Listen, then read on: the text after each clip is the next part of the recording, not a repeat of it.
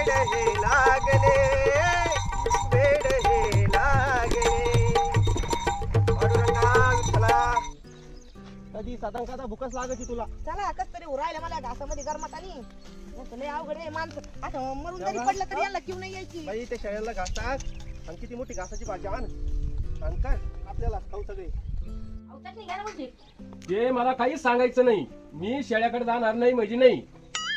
अहो चटणी घ्या म्हणजे शेळ्याकडे जाणार नाही यांना झालंय तरी काय असं माणूस काय म्हणताय काय नाही तरी तसंच का? मी म्हणलं ना आता मी शेळ्या चारायला जाणार नाही. नका जाऊ पण काय येतं घेता चटणी तर घेता मुळशी थोडी घ्या लोणचं देऊ का पोटभर जेवा आणि झोपा वाटलं तर जरशी का बस काय हो? जेवण देते का नाही मला? अहो मी काय म्हणले तुम्हाला उलट मी तुम्हाला म्हणते जेवा आणि झोपा जरशी का आराम करा नाही करणार आराम मी शेळ्या मागे छिंडन आणि आराम करा.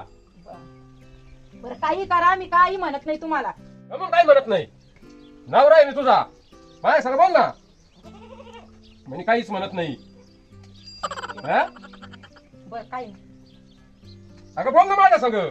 आता काय बोलू तुम्ही जर नुसते जाऊच राहिले काय झालंय काय नाही काय कळना बाई ती शेजारची बाई म्हणली होती बामणाकडून शांती करून घ्यायची यांच्या डोक्याची शांती करून घ्यावा का काय कोण ना माहिती काय आवाज काय पाहता बरं काय म्हणली? नाही काय नाही मी काय करते गावातून आहे ना तुम्हाला काहीतरी खायला घेऊन येत्या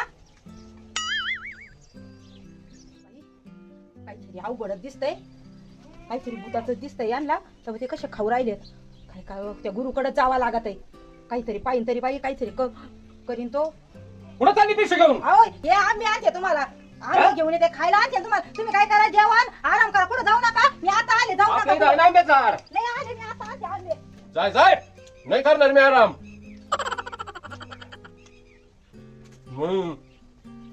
आराम करा आरामच करणार जाय. राजा को रानी से प्यार हो गया पहली नजर में दिल के पार हो गया दिल जिगर दोनों घायल हुए